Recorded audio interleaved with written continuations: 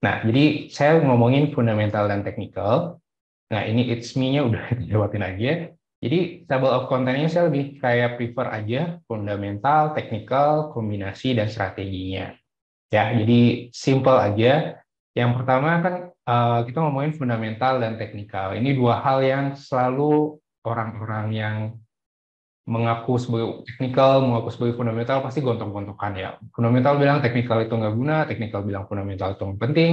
Hal seperti itu selalu sering saya temui yang garis keras ya. Padahal menurut saya, kenapa nggak kita ambil bagus-bagusnya dari analisa ini dan kita coba aplikasikan sesuai dengan referensi kita, sesuai dengan profil risiko kita, maupun sesuai dengan time frame dari tujuan keuangan kita. Nah, saya sendiri sebagai seorang CFP, Certified Financial Planner, jadi itu yang menyebabkan risk profile saya itu nggak agresif banget. Karena saya ketemu orang yang kalau dia nanya saham, pasti dia nanya yang mana yang beggar, yang mana besok bakal naik. Ya, itu kan pertanyaan sejuta umat ya. Besok apa yang naik gitu kan ya. Banyak kalau kalau sebagai CFP dan menurut saya juga teman-teman di sini juga harusnya bersudut pandang seperti itu adalah apa time frame-nya, apa tujuannya. Harusnya clear dulu yang itu. Kalau itu nggak clear, dan susah menjawab saham apa yang cocok karena perbedaan time frame maka pilihan sahamnya akan berbeda. Jadi saya coba membahas simple aja sekali lagi keunggulan analisis fundamental. Jadi yang namanya analisis fundamental dia itu bahasnya adalah sesuatu hal yang terkait dengan valuasi. Ini juga kata yang paling sering ditanyakan ya, valuasi saham ini berapa sih? Kemudian harga wajarnya berapa sih? Nah, maka jawabannya akan ketemu di analisis fundamental. Dan ada juga ya lebih sekarang kan ada yang aliran bandar-bandaran dan sebagainya yang menganggap fundamental itu nggak penting, yang penting adalah bandar. It's okay, menurut saya semua orang punya pilihan masing-masing gitu ya. Yang pasti menurut saya, ketika teman-teman di sini memilih saham yang berbasiskan fundamental, maka itu akan lebih sustain ke depannya, lebih stabil harga sahamnya. Tidak ada hal berbeda ketika teman-teman mencoba mengikuti bandar misalnya. Kita kan ya sekali lagi it depends, tergantung time frame, tujuan keuangan dan sebagainya. Kita ngomongin bagus-bagusnya masing-masing analisanya aja dulu. Kemudian laporan keuangan, dan dia komprehensif. Jadi kalau udah belajar fundamental, memang kita belajar melihat segala hal dari sudut pandang yang makro atau secara keseluruhan. Yang berguna juga dalam kehidupan sehari-hari. Ini kita bisa melihat, kita bisa jadi one step ahead dibanding yang lain. Itu ya. Tapi memang kelemahannya dalam fundamental analisis ini adalah orang merasa ribet atau bingung atau pusing atau nggak tahu cara yang benar dalam melakukan analisis fundamental.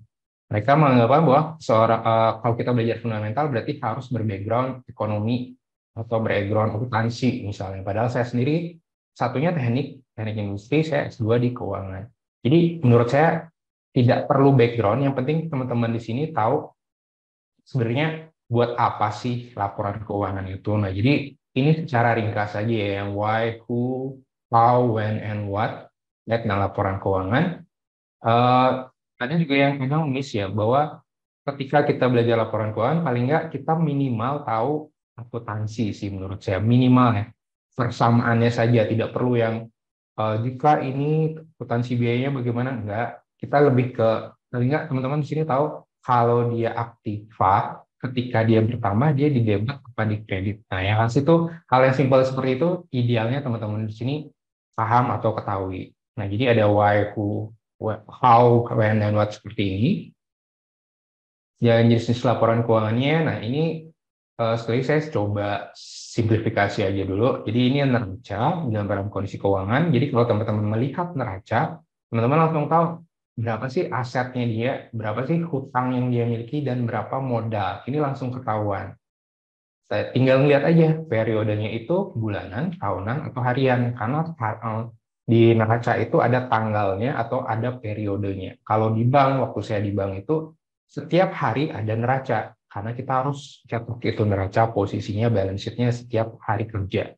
Nah, kalau di laporan keuangan Go Public, maka dia bakal ada setiap 3 bulan atau setiap kuartal akan dipublish. Nah, kecuali bank ya, setahu saya kalau teman-teman cek website bank, itu periode bulanannya udah kita ketahui. Karena dia tiap bulan bakal bikin laporannya dan itu dipublish di website-nya dia. Jadi langsung ketahuan.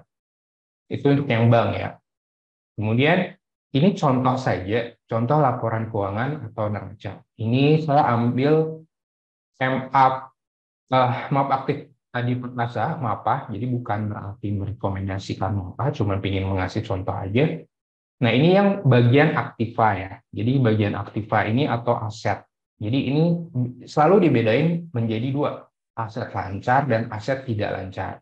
Aset lancar itu adalah sesuatu yang mudah dicairkan dalam tanda kutip di bawah 1 tahun. Pokoknya ini istilahnya bukan di bawah 1 tahun, sesuatu yang mudah dicairkan. Jadi kalau sesuatu yang masuk kas itu kan teman-teman bisa dapat langsung ya. Tapi kalau dia tidak lancar, ini sesuatu yang belum tentu dapat cash-nya langsung segera. Jadi misalnya adalah fixed asset atau aset tertentu. Ya kan, jual gedung kan nggak langsung sehari langsung dapat duitnya kan, kayak gitu contohnya. Ya ini simpelnya aja ya, karena kalau kita ribet, maka teman-teman harus mencari detail, ini apa sih, ini apa sih, ini apa sih, semuanya harus diketahui. Ya, di sini juga ada goodwill. Nah, ini juga di aset ini kita langsung tahu, oh oke, jadi berarti si MAPA ini punya aset sekitar, nah ini dia kita ketahui satuannya dalam juta ya, ini satuannya dalam juta, berarti kalau juta-juta berarti kan triliun ya, 8,3 triliun asetnya. Ini di-compare atau dibandingkan dengan posisi akhir tahun 2022. Dari sini ketahuan, oh asetnya si MAPA sudah tumbuh dibandingkan posisi akhir tahun 2022. Bagus nggak sih aset yang bertumbuh? Secara teori, idealnya teman-teman memilih saham yang perusahaannya bertumbuh kinerja keuangannya termasuk asetnya. Ya, itu dulu, aset dulu ya, aktiva dulu, yang aktiva sebelah, aktiva itu sebelah kiri, pasifa sebelah kanan. Sekarang kita ngomongin pasifanya. Jadi di pasifa atau di kewajiban itu ada dua, liabilitas dan ekuitas. Liabilitas itu bahasa orang awamnya adalah utang atau segala hal yang wajib kita kembalikan ya, atau kewajiban. Nah, itu bahasanya ya. Dari liabilitas, kewajiban, utang itu sama. Dia biasanya dibedain dua juga, jangka pendek dan jangka panjang. Jangka pendek ini biasanya di bawah setahun, jangka panjang di atas setahun. Ya, jadi langsung dari ketahuan, oke, berarti jumlah hutangnya atau liabilitasnya si MAPA itu 3,2 T meningkat dibandingkan tahun lalu di 2,9 T. Oke, kalau utang kan kesannya, wah kalau utangnya meningkat berarti ada resiko tambahan dong dibandingkan tahun lalu. Terus kita harus cek lebih clear, lebih dalam lagi. Kira-kira yang mana sih yang naiknya signifikan atau malah ekuitasnya juga meningkat. Kita coba cek lagi ya. Jadi liabilitasnya ternyata meningkat. Kemudian dari sisi ekuitas juga ternyata meningkat. Oke, tapi idealnya teman-teman cari yang liabilitas dibandingkan dengan ekuitasnya masih lebih besar ekuitas, atau istilah terkenalnya rasionya namanya debt to equity ratio. Jadi debt to equity ratio itu datangnya dari jumlah liabilitas dibagi dengan jumlah ekuitas. Sederhana itu, idealnya cari yang di bawah 1 jadinya ya. Jadi harus lebih besar ekuitas dibandingkan liabilitas. Seperti itu. Tapi hal ini tidak berlaku untuk sektor perbankan. Karena di sektor perbankan, dana pihak ketiga yang mereka himpun dari masyarakat itu masuk kategori liabilitas. Seperti itu ya. Jadi bank itu nggak perlu dihitung DER-nya karena udah pasti luar biasa gedenya. Karena bisnisnya mereka lain ya. Dan neracanya mereka juga, sekali lagi, dana pihak ketiga atau dana yang dihimpun oleh masyarakat itu masuk ke liabilitas untuk bank. Nah, ini kan saya contohin yang MAPA ya. MAPA kan retail. Oke, untuk selanjutnya, ini dia yang berikutnya adalah laporan laba rugi. Ini juga simple, sebenarnya simple banget teman-teman ya. Jadi nggak usah terlalu laporan keuangan itu ribet dan sebagainya. Menurut saya simple. Jadi kita tahu posisi laba atau rugi satu perusahaan, berapa revenue-nya, berapa pendapatan, dan berapa biaya yang harus dikeluarkan, dan berapa harga pokok penjualan barang atau jasa yang diproduksi oleh perusahaan, atau cost of goods sold-nya atau HPP-nya. Nah, kita pakai MAPA tadi di awal, jadi kita tetap pakai MAPA biar inline aja. Nah, di sini kan terlihat nih, posisi 6 bulan ya, kuartal semester 1 2023 dibandingkan dengan posisi 6 bulan 2022. Kan ada yang tanya pasti, kok dia dibandinginnya sama 6 bulan, kenapa nggak dibandinginnya sama posisi 1 tahun sebelumnya? Kan tadi neraca dibandingin setahun sebelumnya. Nah, ini juga saya sempat ketemu orang yang miss dalam hal ini. Jadi kalau neraca itu dia sifatnya akumulasi, teman-teman. Jadi akumulasi itu dia tidak akan di-reset atau diulang nilainya di awal tahun. Atau di-nolin, enggak. Karena dia terakumulasi terus. Sedangkan laba rugi itu, kita akan start ulang dari nol ceritanya di awal tahun. Nah, makanya dia makanya di-compare-nya dengan 6 bulan di tahun sebelumnya, ya. Jadi bukan dengan setahun full setahun sebelumnya, enggak. Jadi dibandingnya sama 6 bulan sebelumnya. Oke, sekilas dari sini kan terlihat oke, pendapatan bersihnya naik, laba kotornya naik, beban usahanya ya udah pasti naik, cuman kita harus cek juga sebenarnya lebih banyak kenaikan pendapatan dibanding kenaikan beban atau bagaimana. Nah, itu nanti saya juga coba share sekilas.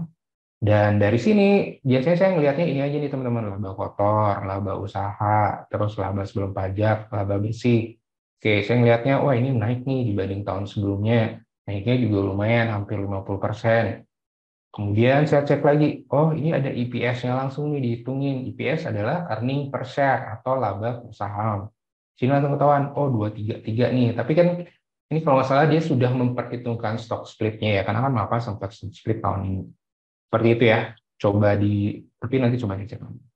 Oke, nah analisisnya sebenarnya ada dua, vertikal dan horizontal ceritanya. Vertikal itu teman-teman cuma membuat contoh tabel seperti ini, kemudian tinggal di-compare aja di mana penjualan atau pendapatan yang sebagai absolutnya 100%-nya. Dari sini kita lihat, oh ini contoh aja ya, bukan Simapa lagi sih, ini contoh random aja angkanya. Ternyata dari sini terlihat dibandingkan 2021 si perusahaan ini kinerjanya lebih baik. Paling simpelnya ngelihat dari sini aja, kok ininya udah 11,91, ini cuma 11,5, artinya dia lebih efisien ya dalam hal beban yang menurun dan sebagainya. Ini contoh yang vertikal. Jadi saya juga coba langsung share contoh yang horizontal. Dan ini saya pakai Alfamart AMRT, sebenarnya bukan berarti merekomendasikan dan sebagainya. Ini sebagai contoh aja, ini saya ambil data per kuartal ya, teman-teman ya. Setiap kuartal saya masukkan, dan hasilnya, nah, jadi saya masuk ini nih, ada GPM, OPM, dan NPM. Ini gross profit margin, operating profit margin, dan net profit margin. Tujuan saya buat ini seperti apa? Buat apa? Ini agar saya tahu kira-kira si Alfamart ini kecenderungannya atau trennya dia tiap kuartal seperti apa. Karena dari sini kelihatan, oh ternyata Alfamart net profit marginnya tipis ya. Tipis, ya karena kita tahu minimarket kan sebenarnya tipis ya teman-teman. Kalau teman-teman terjun di bidang itu pasti tahunya memang marginnya tipis banget. Cuman dia ngandelin volume. Nah dari sini kan kelihatan, oke, selama Alfamart sudah go public dan sebagainya, range-nya ya sekitar segini aja, antara 1 sampai 3 ya. Jadi tidak ya, kecuali ini sempat 4,5, lumayan. Dari sini kelihatan, oke, berarti range-nya sekitar sekian. Jadi kalau teman-teman menemukan, misal nih mereka update laporan kuartalnya dan tiba-tiba net profit marginnya gede, misalnya 50%. Nah, itu baru question mark atau tanda tanya, ini kok bisa dia yang biasanya cuma 3 sampai 4 bisa net profit marginnya 50. Nah, itu berarti kita harus deep lagi, kita cek lebih dalam laporan keuangannya. Jadi ini secara simpelnya saya melihat garis besarnya dulu, lihat tumbuhannya dia, trennya seperti apa, historical seperti apa, sehingga saya punya kesimpulan, oh range-nya dia itu sekitar segini nih. Kalau dia tiba-tiba melonjak, ya pasti ada sesuatu antara jual aset, ya kan, laba yang dianggap tidak berkualitas adalah jual aset ya, karena dia tidak akan recurring sifatnya. Seperti itu. Nah, jadi simpelnya seperti ini ya, saya buatnya seperti ini, saya tinggal cari, oke, pendapatan naik 10%, tapi laba kok lebih besar nih tumbuhnya? Oh, karena dia berhasil lebih efisien dibanding tahun sebelumnya, di mana beban pokok penjualannya hanya naik 9,78%. Itu ya, ini contoh yang analisa horizontal. Jadi buatnya seperti ini. Oke, Ya, udah jam. Oke, balik lagi ke sini. Ya, nah, tadi udah langsung saya share ya. Nah, baru kita ngomongin arus kas. Nah, ini kadang kelupaan ya orang-orang ya. Orang melihatnya labanya aja, laba ruginya aja, tanpa ngelihat arus kasnya. Padahal di arus kas ini ketahuan hal-hal yang menurut saya penting. Ini menunjukkan uang masuk, uang keluar itu sebenarnya terlihat di sini, di arus kas. Nah, ini contoh sekali lagi untuk mapa. Jadi ada 3 jenis arus kas: aktivitas substansi, aktivitas investasi, dan aktivitas pendanaan. Operasi ini sesuatu yang berkaitan dengan operasional, bayar gaji karyawan, bayar kas ke pemasok, beban operasional lainnya, dan sebagainya. Ya, idealnya kas bersih diperoleh dari aktivitas operasi, kalau bisa segede mungkin ya, sebesar mungkin, dan dia bisa nutupin ini, nutupin arus kas investasi, arus kas aktivitas pendanaan. Jadi ujung-ujungnya plus di sini ya, free cash flow-nya jadinya positif. Kalau bisa, tapi kan kalau dilihat dari contoh di sini, per semester 1 2023, si MAPA ternyata kasnya lebih banyak yang keluar dibanding yang masuk ya, terlihat dari sini ya. Tapi kita harus cek dulu, kok bisa kayak gitu, penyebabnya apa? Jadi kita lihat dulu. Nah, ini kan sudah nih arus kas dari aktivitas operasi. Nah, kas bersih diperoleh dari aktivitas operasi itu segini, 392. Turun drastis ya dibandingkan tahun sebelumnya. Nah, penyebabnya di mana? Oh, ini nih pembayaran kepada memasuknya ternyata meningkat signifikan, bukan hampir, udah 1 T aja dibandingkan tahun lalu. Dan ini juga ya, pembayaran kas untuk beban operasional lainnya meningkat drastis. Sehingga yang biasanya segini, bukan biasanya yang tahun lalu segini, dia turun setengahnya, kurang gitu. Itu ya.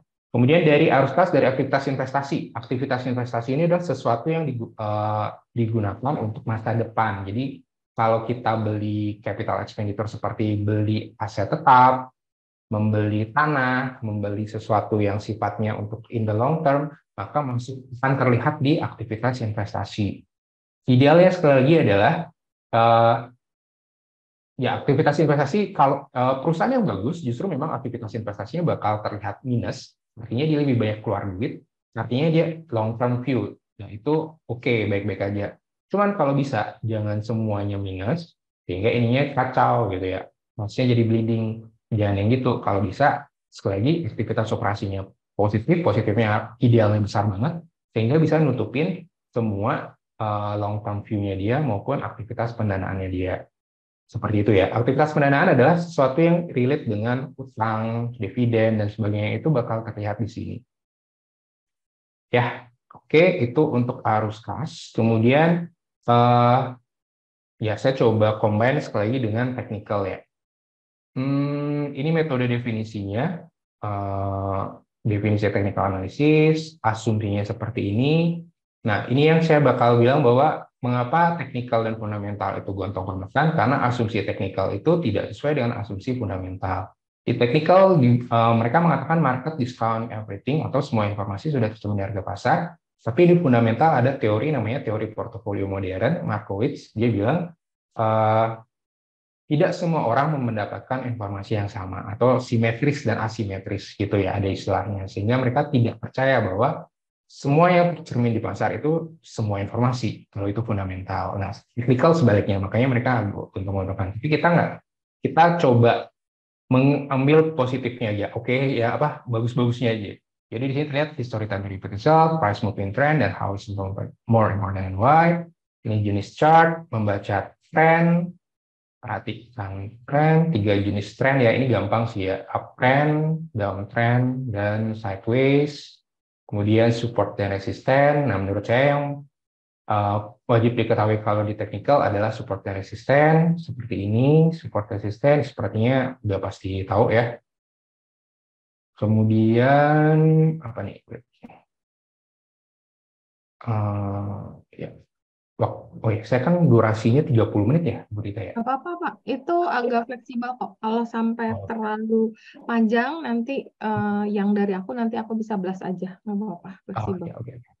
Santai. Support dan resistennya jadi ini ya, dapat berupa ini, kemudian indikator dalam technical analisa, saya pakai indikator ya dalam technical, yaitu ada dua, judgment based dan math based, tapi saya lebih prefer math based karena ini kan berdasarkan statistik ya.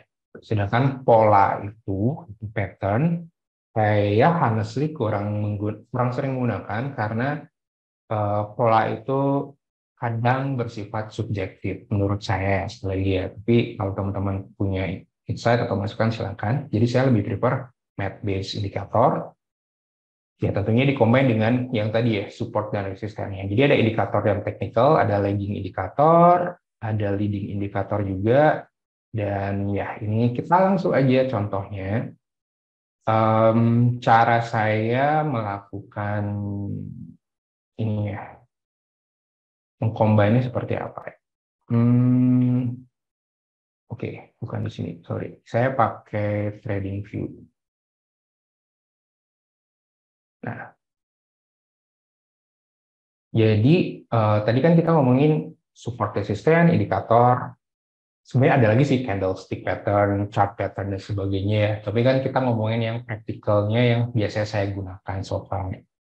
Jadi indikator yang paling saya sering gunakan stokastik RSI plus ya, cari yang di atas stokastik RSI slow. Kemudian ini karena kita ngomongin trading, otomatis cari yang volume yang rame dong. Maka kalau kita short berdasarkan volume, nah maka sebenarnya yang masuk kriteria ini, indikator yang ini, volume yang tertinggi kemarin kan Bumi BRMS tuh ya, memang karena ada rebalancing FTSI kan ya, sehingga mereka volumenya luar biasa. Kalau kita cek, nah misalnya kan udah dapat ini, pertama ini dulu ya, jadi dulu pakai, kemudian saya coba lihat chartnya, nah baru saya tarik garis mana supportnya, mana resistennya, dan sebagainya. Ini ya kan volumenya kemarin emang heboh, jadi yang masuk indeks FTSI itu semua pada naik volumenya kalau teman-teman perhatiin hari Jumat kemarin di akhir jam perdagangan.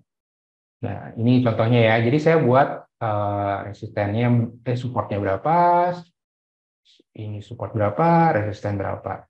Ini untuk time frame yang saya swing ya, swing tipikal saya ya, swing. Cuman kan saya kalau cek lagi di sini, makanya saya mengcombine screeningnya pakai PE juga, sama ada PBV juga. Balik lagi, karena saya mengcombine fundamental dan teknikal. Di sini terlihat, wah ini nggak masuk akal, mahal banget nih. Kalau based on fundamental kelihatan 140, pressure-nya gila aja. Jadi sebenarnya ini nggak masuk. Ini idealnya untuk, kalau saya ngomongnya spekulatif jadinya. Nah, sekarang kita coba scrolling lagi nih. Sebenarnya Bumi kan jadinya masuknya PI-nya cuma 4 loh. Tapi ya dulu deh. Coba.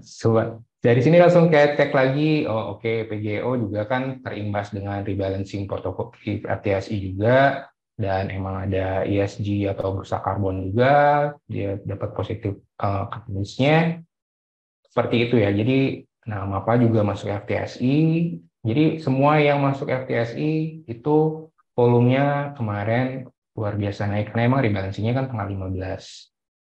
Oke, jadi misalnya seperti ini, lambat ya. Oke. Oh ya, indikatornya saya belum ngasih tahu ya, saya pakai apa. Ya, jadi saya pakainya ini saja, stokastik RSI ya, bukan stokastik yang biasa, tapi stokastik RSI. Kemudian ada MACD juga, dan ada moving average. Nah, moving average-nya saya pakai yang smooth moving average.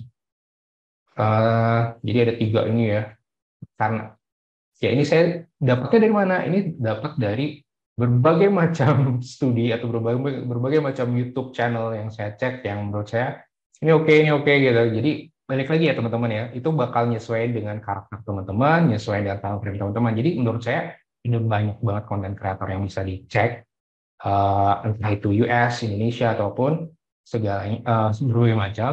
Itu teman-teman ya sesuaiin aja dengan karakternya teman-teman, profilnya teman-teman. Jadi ini kelihatan ya, semua volumenya yang masuk FTSE Index itu pada naik. Oke, nah kalau kayak gini kan oke nih, istilahnya ini kan uptrend banget misalnya. Nah, terus dari valuasi dan sebagainya juga oke, maka oh ya udah berarti resisten berikutnya di 860, 820. Nah, ini saya biasanya cari yang crossing seperti ini ya. Kalau teman perhatiin, stokastik hasilnya crossing seperti ini, dia peluang naiknya besar. Saya ngomongnya peluang, bukan berarti pasti ya. Banyak yang miss di sini yang ngerasa, wah ini pasti dong kayak gini. Ingat di investasi itu tidak ada hal yang semua itu bersifat probabilitas gitu ya. Makanya robot trading yang menjanjikan suatu kepastian padahal dia nggak bisa memprediksi besok hujan apa enggak, itu udah pasti kayak gitu ya. Oke, nah idealnya sekali lagi tips saya ya dari experience yang saya pernah apa yang berhasil ini nih, versi saya adalah ini. Ketika stokastik RSI-nya dia crossing-nya di sini ya, dan MACD-nya masih di bawah 0. Nah, ini probabilitas naiknya itu bakal kencang banget, teman-teman. Ya, yang ini ya. Yang kayak gini nih. Di sini, ini probabilitas naiknya bakal kencang banget. Dibandingkan misalnya, oh di sini nih, ini ya agak tipis-tipis sih jatuhnya ya. Kamu dia sebenarnya MACD-nya bakal net cross biasanya ya, tapi ini kan malah tetap mantul lagi. Nah, di sini baru dia mulai ini, tapi tetap aja di sideways dan sebagainya. Oke, itu versi saya. Jadi dilihat PI-nya juga, dilihat PBV-nya juga, kemudian based on fundamentalnya bagaimana? Based on fundamentalnya, saya biasanya menggunakan hal-hal sebagai berikut. Ya, ada namanya price earning ratio standar deviasi, price book value standar deviasi. Jadi saya bikin data seperti ini. Oke, agak lemot ya kalau sorry ya. Ya, belum. Oh, iya. Nah, jadi saya pakai 12 trailing months, saya pengen melihat year on year-nya dia naik berapa persen, dibandingkan dengan posisi akhir tahun dia naik berapa persen, average growth-nya dia ini berapa tahun terakhir berapa persen, harus tas. Nah, baru saya buat proyeksi nih teman-teman. Jadi buat proyeksinya seperti ini. Oke, nah ini karena dia kan stock split ya, 1/10, ini harusnya dibagi 10 nih EPS-nya.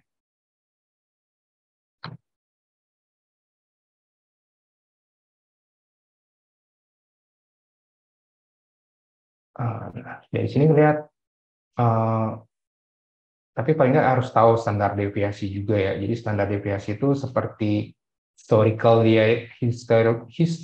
suatu emiten atau perusahaan itu tergolong mahal atau tidak dalam suatu siklus gitu ya. Jadi kalau dia di tengah-tengah atau di dalam rata-rata berarti oke, tapi kalau dia di atas ini berarti udah mahal gitu ya. Jadi saya coba buat ini dengan proyeksi misalnya labanya naik 20% aja. Oh, berarti EPS berikutnya di 49 nih, sehingga dengan price earning di angka 12, dia hanya di 600-an, sehingga tergolong udah mahal dong kalau current price-nya di angka segini. Tapi kan kita ngelihat juga nih, dia sebenarnya lebih dari 20% bakal tercapai, karena kalau kita lihat di 12 trailing months, sebenarnya dia udah tumbuh 120%. Nah, makanya saya perlu second opinion. Second opinion saya biasanya cari di, ya ini ada, kalau ada ya belum tentu semua emiten ada sih. Jadi kita harus cek-cek lagi. Oh, di sini dia target price-nya masang di 900 nih. Jangan di proyeksi saya cukup di 600-an aja. Terus di newsnya gimana? Kira-kira ada berita nggak terkait ini? Oh, ternyata grup MAP cuman membidik pendapatan naik 20%. Hanya dan ya, membidik pendapatan naik 20%. Jadi nggak bilang labanya berapa ya. Jadi katalis-katalis seperti ini ya teman-teman harus cari ya. Eh, Fundamentalnya seperti apa, target labanya dia seperti apa, baru akhirnya dapat kesimpulan dia murah atau mahal. Seperti itu singkatnya. Oke, itu aja dari saya. Thank you. Kita coba, saya kembalikan ke Ibu Rita dan ini silakan cek di channel kita saham. Thank you sekali lagi. Ya, thank you banget. Nah, kalau itu telegramnya di follow apa enggak tuh telegramnya? Oh, telegramnya ya Bu ya. Iya. Telegramnya itu kalau tidak salah sudah ditutup sih sama si Pas kayaknya. Oh, ditutup. Jadi memang Mm-mm. private gitu ya, Pak ya? Iya, Bu. Padahal bagus banget loh. Iya. Sangat, sangat banyak yang bisa kita ambil belajar di sana. Oke Pak, thank Mm-mm. you banget. Pastinya ini untuk teman-teman ini masih yang basic ya Pak ya kita bilang ya, nggak sampai mendalam. Jadi buat teman-teman kita belajar dulu poin-poin penting kayak tadi Pak Ngurah udah share tentang cara baca laporan keuangan itu yang basic-basic dulu deh, yang penting-penting nanti memang tiap emiten atau tiap sektor itu cara bacanya atau pengambilan angle dari laporan keuangan kadang beda ya Pak. Jadi kalau misalnya kayak tadi Bapak bilang buat buat yang banking juga beda, buat yang mungkin sektor properti juga beda nggak sih Pak? Jadi memang beda, tapi minimal itu yang kita belajar dulu di sini. Nanti kalau misalnya udah pada nguasain, baru kita nanti belajar yang lebih detail.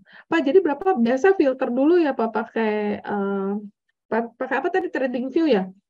Untuk yang Ya, untuk lonjakan-lonjakan ya Pak? teknikalnya, ya untuk Heeh. teknikalnya, Bu. Untuk teknikalnya Oh, pakai trading view. Tapi kalau untuk yang fundamental juga ada sih, Bu. Nah, jadi seperti ini ya. oh, So- ini yang Iya, lihat gitu. ya. Jadi Ini eh, gimana? ini untuk Gimana, Bu? filter fundamentalnya dulu atau gimana nih Pak? Ya, Ini jarang balik lagi pakai ya. nih. Kalau yang ini biasanya untuk long term view dia, Bu Rita. I see. Kalau yang tadi trading view, dia lebih cocok untuk swing Ya. trading yang at least maksimal sebulan doang holdnya. Nah, jadi kalau yang ini lebih kayak long term view, Hmm? jadi saya biasanya cuma memasukkan parameternya ini aja ya. Jadi ada market cap, enterprise value, ROE, net profit margin, current PE, current PBV, standar deviasinya dia seperti apa, utangnya untuk jaga risikonya, Hmm? growth-nya dia seperti apa, free cash flow-nya harus positif, harga sahamnya Hmm. berapa. Sekali lagi saya tidak mau ambil saham yang di bawah Rp100. Hmm. Terus saya juga ingin lihat nih year to date price return-nya seperti apa. Karena kalau dia growth, year to Hmm. date-nya naik, oke kan? Berarti wah ya Hmm. oke lah. Tapi kan yang menjanjikan peluang sebenarnya growth secara keuangan, tapi harga sahamnya masih nggak kemana-mana. Nah itu sebenarnya Hmm. menjanjikan peluang. Tapi sekali lagi kita harus cek lagi, karena ini kan masih screeningnya masih garis besar banget ya. Jadi Benar-benar. misalnya nih kayak Iridium Pharma ini ya, ini ROE oke, NPM oke, cuman kan setahu saya dia nggak terlalu liquid ya Bu Benar, Rita benar. ya, tidak Iya. terlalu liquid sehingga kalau kita beli banyak takutnya nggak bisa keluar kan Bisa gitu ya. keluar. Iya, dan Iya. itu kalau nggak liquid itu kita rentan sekali bahwa saham itu sebenarnya naik itu karena ada beberapa pihak mencoba menaikkan ya Pak ya. Maka Iya, likuiditas itu sangat penting. iya, Kalau likuiditas itu yang barangnya penting. tipis itu gampang sekali. Mungkin satu dua pihak yang punya barangnya banyak dan punya Mm, kepentingan tersendiri. Ya nggak semuanya, mm, tapi itu potensi ya. Jadi takutnya benar. dia tarik sendiri, jual sana sendiri, kitanya lihat wah ini menarik kita begitu kita masuk ntar likuiditasnya emang udah kering kita susah keluar ya. Iya, Oh, benar. Nah, itu ya. Jadi nah kalau bukan ini berarti ini langsung ini ya, Ibu ya. Bukan berarti ini ah, langsung saham pilihan ya, bukan gitu ya. benar-benar Nah, sekali ini lagi dicek lagi mm, ya. Jadi kayak misalnya ini kan kita cuma mengurutkan based on ini ya. Saya coba urutkan berdasarkan yes. EPS growth-nya dia, 12 Oh, trailing isi. months-nya. Ini ada Oh, yang isi. 8.000 plus bahkan ini Uni kan masih ke suspend ya kalau nggak salah ya karena naik dulu. Iya. Nah, dari sini kita coba cek lagi nih kira-kira yang mana masih masuk akal. Jadi makanya saya mencoba Hmm. parameter ini. Udah misalnya Hmm. ROE saya pinginnya minimal 2 digit. Jadi yang ini udah nggak masuk dong kriteria saya gitu. Oke. NPM juga gitu, saya pinginnya minimal 2 digit lah. Yang ini berarti nggak masuk kriteria saya, even dia growth-nya luar biasa gitu ya. Hmm. Ini apalagi PI-nya segini loh, ini nggak masuk akal dong, Ya, masa ya, ya. segini sih price earning ratio gitu loh. Ya, Hmm. dari soal itu sih, jadi paling nggak kita tahu aja. Ya, Hmm. paling tidak current PI harus lebih murah daripada rata-rata deviasi. Current PBV lebih murah daripada rata-rata deviasinya dia 5 tahun. Debt-nya atau utangnya kalau bisa di bawah 1, karena kecuali bank sekali lagi, karena kita ingin menjaga risiko ya. Jadi jangan sampai dia bayar utangnya banyak banget seperti yang terjadi di emiten karya. Hmm. Kemudian free cash flow kalau bisa positif ya. seperti itu. Ini contoh screeningnya saja sih Bu untuk Hmm. fundamental. Seperti Berarti itu. Tapi Bapak lagi setiap hari Pak screeningnya atau ada uh, oke. misalnya seminggu sekali? Kalau untuk screening kan fundamental itu kan keluar laporan keuangannya tiap 3 bulan ya Bu ya. I see, oke. Jadi biasanya momen pada saat bulan-bulan kemarin itu yang udah keluar laporan keuangannya, baru saya mulai screening lagi, ngecek yang mana inline, yang mana ternyata dia drop banget. Nah, usahakan cari yang konsisten sih ya, karena beberapa ada yang saya lihat dia konsisten stabil ya, tumbuh aja terus tapi nggak pernah tumbuhnya segede ini. Nah, makanya shortnya bisa jadi jangan lihat ini deh, coba based on net profit margin misalnya. Nah, dari sini kan makin terlihat nih. Oke, Indo, ini udah nggak masuk akal nih teman-teman. Karena lebih besar laba dibanding pendapatan, kan gitu jadinya ya. Iya. Di atas 100%. Nah, ini nggak masuk akal. Yang Apa ini itu? tanda tanya. Apa kalau misalnya besar begitu karena nggak masuk akal ada one time gain gitu ya Pak? Benar-benar. Jadi antara dia jual aset, selisih lebih kurs atau apa ya, hal yang kayak gitu sih Bu ya. Jadi Yang yang nggak tidak sesuai dikeluarin. dengan satu kali aja Oke. ya. Jadi makanya kita cek-cek lagi lah intinya ya. Tapi sekali lagi, selama 10 tahun saya di saham, Iya. makin kesini saya makin tahu, oh saham-saham tipe ini nih bagus fundamentalnya, tapi lambat banget geraknya, ya kan Bu ya. Jadi ada yang bagus, mau diapain juga ini bagus kok, tapi kagak ada yang berminat, gitu. Terus ada juga saham yang ketika ada newsnya, wah naiknya kenceng, tapi ketika nggak ada langsung hilang, kayak gitu. Ada saham yang populer di zaman-zaman tertentu. Ada saham yang ketika lagi siklusnya oke ya batu bara ya bakal terus aja diomongin terus batu bara gitu kan ya. Tapi ya sama seperti ini ya. Sekarang ini saya ngelihat saham-saham energi terbarukan tiba-tiba mendapatkan ini ya tapi dapat inilah apa momennya lah sehingga mereka ya bakal ini sih menurut saya in the long term. Ya, apalagi ada yang IPO nanti kan ya Bu ya Ya, si grupnya Barito. yes. Tapi ya teman-teman harus cek lagi ya prospektus dan sebagainya. Seperti itu sih Bu. Oke, jadi memang kalau secara fundamental kita filternya itu setiap laporan keuangan udah selesai keluar semua gitu ya Pak ya, baru kita filter nih kira-kira yang menarik apa nih dari hasil laporan keuangan. Pasti kan ada yang outstanding ya Pak ya, kayak misal kayak contoh Bapak tadi ternyata wah labanya bagus dan growth-nya juga bagus. Itu menjadi perhatian khusus. Baru habis itu buat yang trading swing tadi pakai yang trading view itu buat yang trading ya Pak ya? Ya, untuk yang swing dia Bu. Oh. Yang Nah ini ya. kalau ini berarti Sorry. Bukan yang ini. ya Gimana Bu? berarti ya berarti kan kalau ini dicari yang kita filter pilihnya dari stokastik RSI fast ini ya Pak ya? Kita filter dari Iya, situ. Oke. benar. Kita Dari pilih filter. yang above stokastik resislo gitu. Tapi coba kita ilangin dulu ya. Nah, coba Ya. kita nggak pakai screennya dulu. Nah, nanti kan dia, sorry. Kalau kita urutkan ke market cap, ya kan pasti BCA yang muncul kan ya, karena kan, nah ini kan diurutkan berdasarkan market cap nih ceritanya. Iya. Nah, ini parameternya yang saya masukkan nih. Nah, terus saya pingin coba deh yang kemarin yang paling ramai ditransaksiin siapa? Tinggal di short berdasarkan volume aja. Nah, emang Bumi dan ya ini keluarga Bumi ya bisa dibilang grup Bumi lah. Ya. Terus baru kita ini seperti ini. Oke. Nah, tips dari saya ya, kalau bisa juga kita lagi-lagi kalau kita pilih time frame yang daily, versi saya adalah berarti kan paling enggak teman-teman di sini tipikal yang meng-take profitnya bukan juga harian, bisa jadi seminggu sampai sebulan maksimalnya gitu ya. Makanya kadang saya juga ngelihat ini Bu, misalnya jangan pakai daily, kok minit dulu.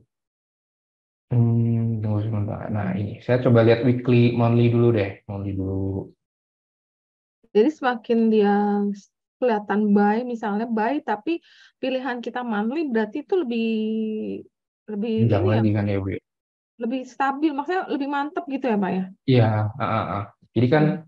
lihat yang garis besarnya, apa time frame yang besar-besarnya dulu, Hmm. baru ke yang kecil kan gitu ya Kecil. teorinya. Atau kalau Oke. teman-teman daily kan lain lagi nih, biasanya pakai yang 1 hour, biasanya Iya. pakai yang 15 minutes, 4 hours, itu kan beda lagi. Oke. Seperti itu sih. Nah, kalau karena saya tipikal swing yang ambilnya minggu, hitungan time Hmm. frame-nya minggu, Hmm. maka saya pakai yang daily seperti Iya. itu. Nah, kalau misalnya Oke. nih setelah screening kayak gini, kok kayaknya Hmm. nggak ada yang cocok nih misal karena. Hmm. Jadi biasanya saya coba sempit lagi, misalnya ya udah deh coba MACD-nya saya pingin yang lagi lagi uptrend. Berarti kan MACD level harus di atas MACD sinyal. Nah, dari sini Hmm. kan makin tersaring dia nih. Iya. Oh, kalau kayak gini kira-kira yang mana nih? Nah, beberapa yang harus kita akui kan Medco karena ada faktor, ya ada faktor Aman. harga minyak dan sebagainya, terus Aman ya. Iya. perusahaannya yang luar biasa itu seperti itu ya. Kemudian BRPT juga ada faktor X-nya. Nah, makanya saya selalu menganggap news itu hal yang penting ya versi saya Bu ya. Benar. Tapi newsnya jangan Benar. yang aneh-aneh, maksudnya jangan yang Ya. isu doang gitu kan ya. Karena saya ingat Ah, ah. dulu diisukan BCA mengambil alih bank yang kecil. Ternyata nggak benar kan? Iya. Salah satu bank yang kecil-kecil yang udah go public, ternyata kan nggak benar. Yang dia ambil malah bank yang belum go public, diubah jadi Blue by BCA Digital kan gitu ya.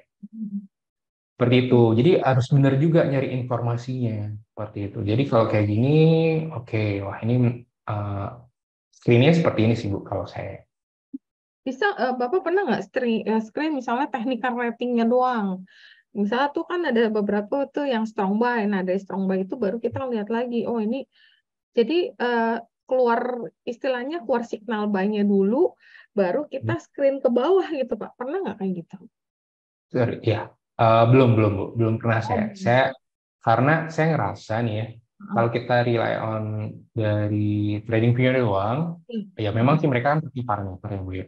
Kalau Iya mereka sih. pakai parameter, berarti kan ada alasannya kenapa sih ini kok dimasukin ke strong buy. Heeh. Eh, Cuman so far saya belum pernah sampai apa hanya Hmm. milih yang strong buy enggak. Karena Hmm. kadang pun yang dia netral pun saya pernah juga kok cuan ya meskipun Hmm. technical ratingnya dibilang netral, tapi karena Iya. saya patokannya ini jadi ya udah dia juga Oh, berhasil lah itu seperti itu. Tapi sekali lagi wajib didukung oleh katalis. Katalis itu bisa berupa fundamental, iya. news dan sebagainya gitu ya. Jadi Benar. misalnya kalau secara makro apa nih yang lagi jelek? Misalnya teknologi. Nah, teknologi kan jelek banget nih dibilang. Bank digital. Bank digital kan nggak ada katalisnya kan, masih rugi Nah, kan belum. banyak. Yes. Jadi kalau kita mencoba trading bank digital ya peluangnya, probabilitasnya pasti kecil dibandingkan kita ngambil trading yang ada indikatornya oke dan dia ada katalisnya juga gitu sih Bu. Iya. Mungkin story-nya misalnya kayak komoditi karena kita udah mau masuk akhir tahun, jadi komoditi udah Nah, mulai menarik perhatian. Kemudian data-data dari China, misalnya kemarin kan ada suku bunganya, itu mungkin menjadi faktor pendorong untuk saham-saham komoditas ya Pak ya jadi ya. Oke, terus tadi saya mau nanya juga Pak yang eh, tadi aku mau nanya mana ya? Tadi sebenarnya Bapak lagi ngomong jadi aku rada nggak enak motongnya tadi. Eh Kayaknya yang di technical chart deh Pak. Oh ya, yang technical chart yang Bapak bilang tuh stochastic RSI crossing itu waktu di bawah.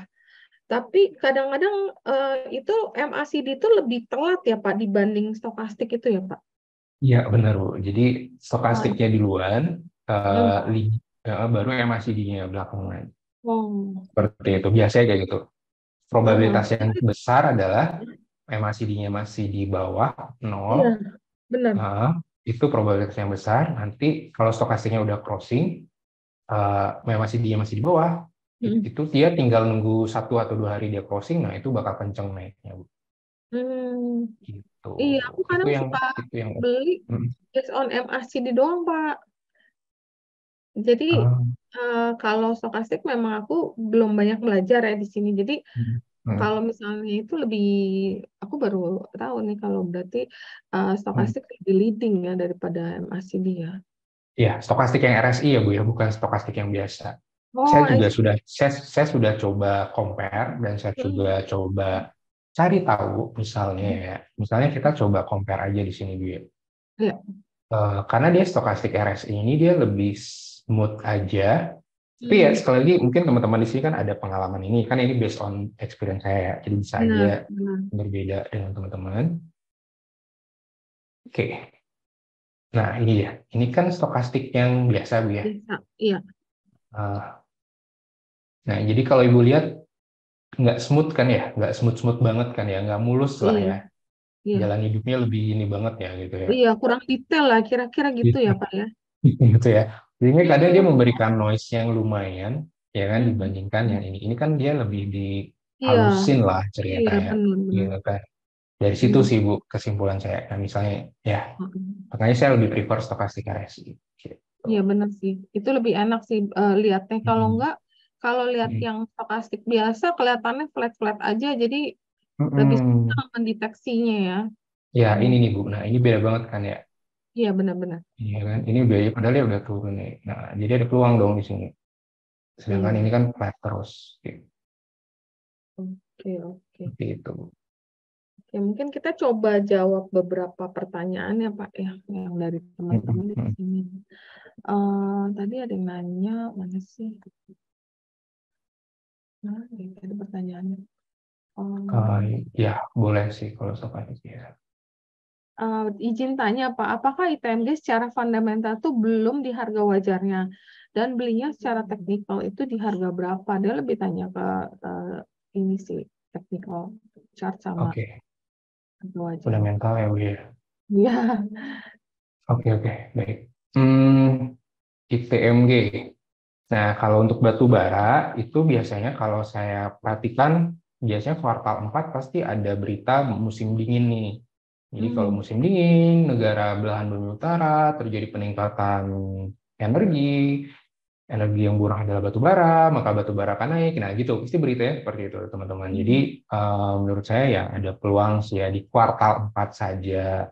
Setelah itu Hmm. karena trennya memang masih belum oke, jadi saya ngerasa belum belum apa ya belum belum belum masuk ke energi aja sih, apalagi kan sekarang isu utamanya selalu energi terbarukan dan sebagainya. Jadi misalnya IPM gini, oke, nah ini kan jadinya nggak masuk akal ya karena kan PI-nya dia terlihat murah banget jadinya kan ya, Hmm. Hmm. sehingga proyeksi-proyeksi ini jadinya kurang menarik, kurang oke. Tapi kalau kita lihat second opinion Hmm. atau pendapat yang lain ya ada yang mentarget price-nya 31.000, sedangkan di Stockbit targetnya justru 27.000. Jadi Hmm. udah lebih di atas Yes. udah di bawah dibandingkan Iya. harga saat ini. Dan saya Iya. sendiri melihat paling kita bisa ngambilin Hmm. katalis di kuartal 4 nanti ketika ada berita belahan bumi utara mengalami musim dingin, apalagi ada El Nino ya. Jadi kalau ada El Nino berarti kan ada yang ekstrim, ekstrim entah itu dinginnya nanti kebangetan atau bagaimana. Kalau Hmm. kalau dulu kan sempat di US ada polar vortex yang bikin dia tuh saljunya berlebihan sehingga mau nggak mau konsumsi energi jadi naik, hal seperti itu. Hmm.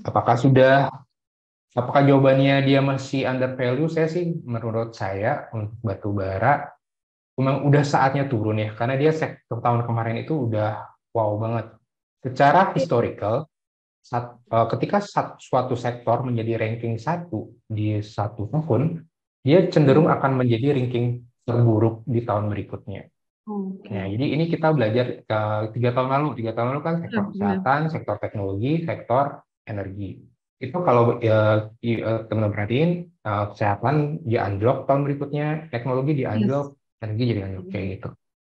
Ya, bagus sih Jadi, mindset. Benar-benar. iya. Jadi Hmm. kita usahakan kalau yang kayak gini riding the wave aja, sektor-sektor seperti ini Ya, riding the wave trading. sesuai dengan siklus. Ya, jadi jangan terlalu. Enggak. Memang sih dividen yieldnya besar ya Bu ya, dividen yieldnya mereka besar-besar banget. Namanya juga perusahaan cash flow ya menurut saya. Hmm. Secara teori justru ketika suatu perusahaan membagikan dividen terlalu besar, Hmm. yieldnya bukan yieldnya ya, dividen payout ratio-nya itu dianggap tidak berorientasi masa depan. Itu teorinya ya dibandingkan dengan perusahaan yang misalnya dividen payout ratio-nya 70% Tahan. aja. Hmm. Nah, artinya Benar.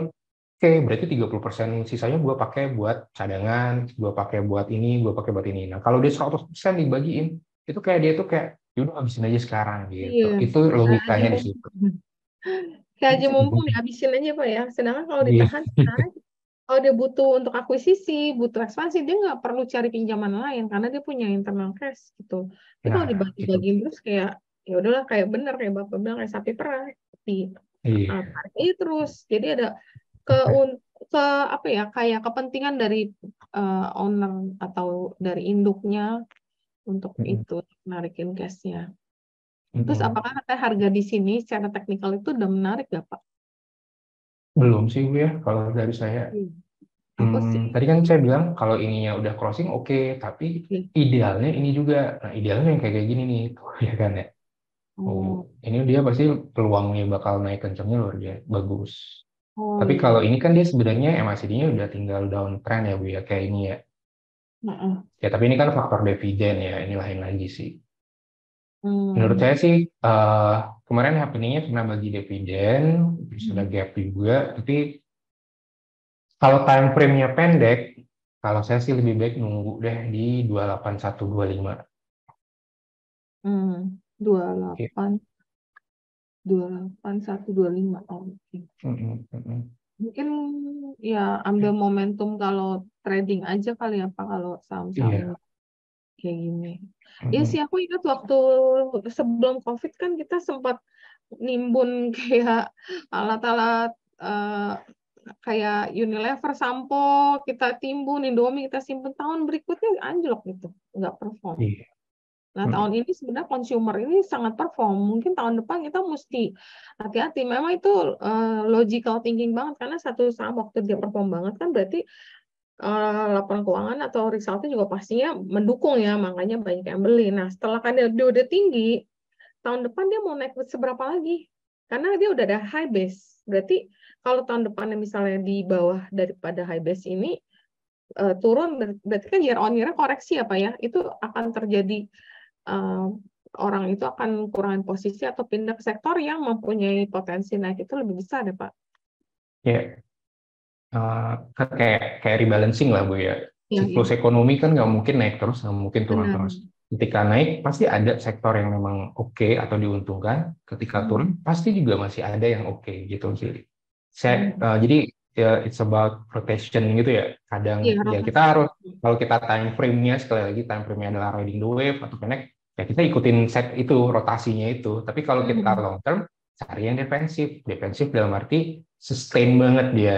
Oh, mau diapain juga dia paling ya segitu-segitu doang. Nah, ciri-cirinya adalah saham-saham yang di sektor dia jarang banget ranking satu di sektornya. Untuk best-nya ya, tumbuhan kenaikan harga saham paling the best itu misalnya finance. Menurut data saya 3 tahun terakhir dia nggak pernah tuh ranking satu the best-nya Hmm. tumbuhan kenaikan harga sahamnya. Tapi secara laba bank itu kan di Indonesia tergolong cuan banget tuh. Iya, iya benar. Name-nya salah satu negara yang paling tinggi, makanya sempat Pak Jokowi sempat, ya ini mesti turun, tapi untungnya nggak diturunin. Oke, terus ini ada Gitu. pertanyaan menarik ya Pak. Kalau fundamental itu kalau di RTA baca di poin mana? Mungkin banyak kan orang yang simple nih pakai RTA aja Pak sambil di jalan sambil ngeliat. Nah kalau di fundamental katanya lihat poinnya di mana? Biasa dilihat di Oke, prof, key di statistik ya biasanya. iya. Jadi misalnya kita lihat emitennya di mana, nanti lihat aja di key statistiknya. Nah, lihat itu kan ada fundamental tuh ya Bu ya. Benar. Fundamental, earning, valuation, profitability, liquidity. Iya. Nah, sebenarnya sama aja ya. Ini Hmm. malah RTI ini udah meringkas sehingga Udah. kita tinggal Hmm. melihat angka rasionya aja. Nah, pertanyaannya angka rasionya ini udah ideal atau Hmm. sebenarnya kurang bagus rasionya. Nah, idealnya Hmm. teman-teman compare atau bandingin. Jadi kalau misalnya ngomongin bank atau ngomongin batu bara, berarti bandingin Adaro, ITMG, PTBA, kan gitu ya. Hmm. Adaro misalnya, kalau kita lihat di key statistiknya ya, valuation-nya, price earning ratio-nya 3,46 misal. Saya Hmm. lihat terus kalau saya cek PTBA, key statistiknya di valuation, price earning ratio-nya 5,9. Jadi just based on price earning ratio, Danone Hmm. lebih murah daripada PTBA. Gitu kan Hmm. kesimpulannya. Simpelnya seperti itu sih. RTI ini ya membantu banget sih ya, karena kalau Iya. dari sisi movers kita langsung tahu yang mana yang paling naik, yang mana head foreign buy, hal seperti itu. Oke, terus ini ada pertanyaan juga. Sebenarnya jawabannya udah pasti sih. Profile owner atau pengurus, mungkin di sini GCG kayak Pak, Good Corporate Iya, benar. Governance. Kelihatannya, apakah dipertimbangkan kah? Pasti ya Pak ya, GCG-nya Pasti, kita pasti. pertimbangkan ya. Pasti, Bu. Apa? Uh, Nah, gimana Pak? Iya, ya kan kadang ada grup-grup tertentu identik dengan hal seperti apa ya. Teman-teman kalau makin lama di sana pasti ngerti lah. Grup Iya. ini, wah ini kayak gini dia. Grup ini kayak gini. Ini tuh makin ketahuan sih. Mhm, iya. Eh, apakah fundamental secara kualitatif menjadi pertimbangan? Justru tadi Bapak bilang 70% ya Pak, fundamental ya Pak ya? Iya, mungkin maksudnya yang Mas Epul ini kan Iya. fundamental itu identiknya kuantitatif ya Bu ya, angka ya. Padahal ada faktor Oh. kualitatifnya. Kualitatif itu sebenarnya GCG itu juga bisa masuk sebagai kualitatif, Hmm. atau juga hal seperti ini nih, reputasi, good reputation nggak produknya, perusahaannya punya reputasi yang baik nggak.